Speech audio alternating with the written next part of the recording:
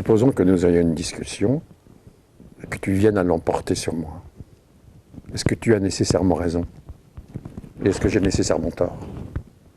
Non. Nous pouvons tout aussi bien avoir tort tous les deux ou raison tous les deux. Qui peut le dire? Si je fais appel à un tiers, et que ce tiers est de ton avis, du fait qu'il est de ton avis, il ne peut pas être impartial. Et s'il est de mon avis, du fait qu'il est de mon avis, il ne peut pas non plus. Alors si ni toi, ni moi, ni lui, si aucun de nous trois ne peut dire qui est dans le vrai, est-ce que nous devrons faire appel à une quatrième personne? Oui, mais alors qui? J'ai élevé chez moi un petit cheval. Il galope dans ma chambre. C'est ma distraction. Au début, j'avais des inquiétudes. J'avais peur qu'il ne grandisse pas. Mais ma patience a été récompensée. Il mesure à présent 52 cm et mange et digère une nourriture d'adulte.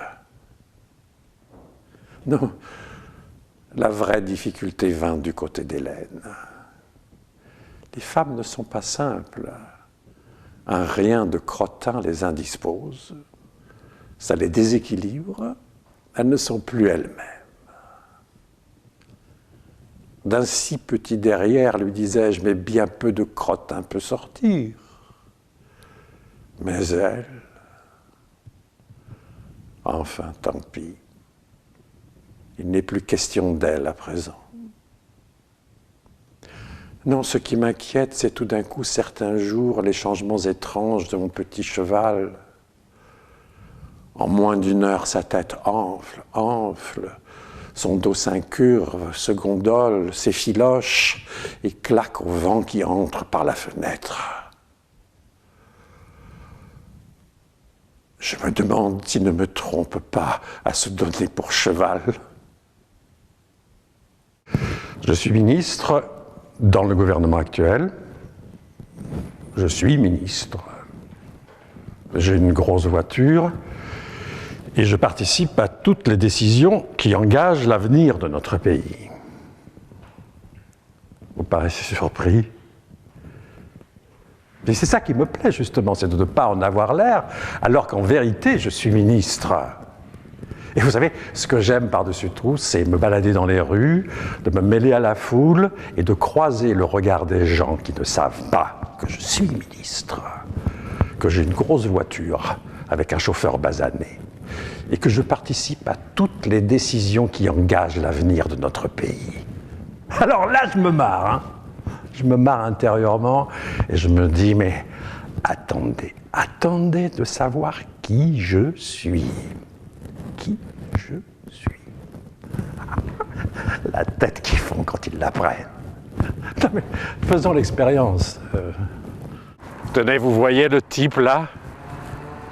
Manifestement, il me prend pour un plouc. Il me prend pour un plouc. Attendez voir. Excusez-moi, monsieur. Est-ce que par hasard vous sauriez qui je suis? Franchement non, mais vous voir ce qui vous conviendrait le mieux, c'est d'être ministre. À minuit et demi, ce 7 juillet 1815, la France est à qui veut la prendre.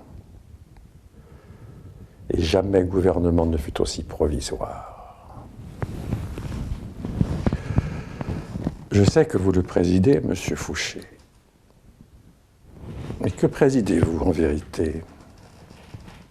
Un troupeau de parlementaires hébétés encore sous le choc de Waterloo?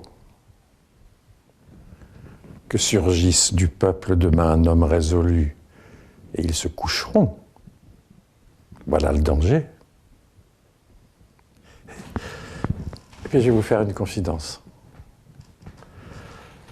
Dans ma jeunesse, j'ai eu une grande ambition pour la France.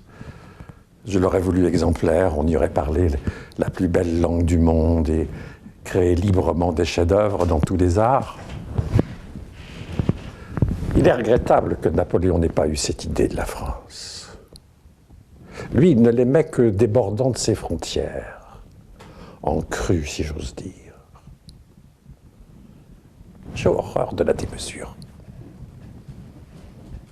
Et cette France belliqueuse, aspirant à toute l'Europe, ne m'inspirait rien qui vaille. Et puis Napoléon, dans ses fureurs, a tué la douceur de vivre.